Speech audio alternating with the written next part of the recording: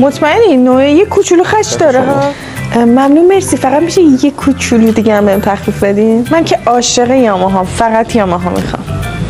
البته کاوایی هم دوست دارم، کاوایی میخوام. شما خودتون چی؟ خودتون پیانو داری؟ نه والا نداره. آخه خب پس من این پیانو رو میگیرم برای شما. من بهترین و گرونترین پیانوتون رو میخوام. نظرتون راجع به این ساز یاماها چیه؟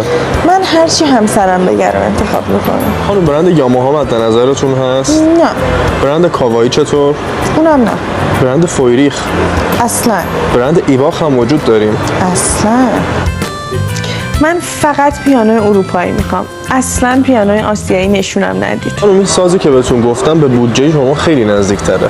بودجه من؟ مگه تو میدونی بودجه من چیه؟ یعنی من پول ندارم؟ بله بگید ثبتشون کنم. آره به اسم من.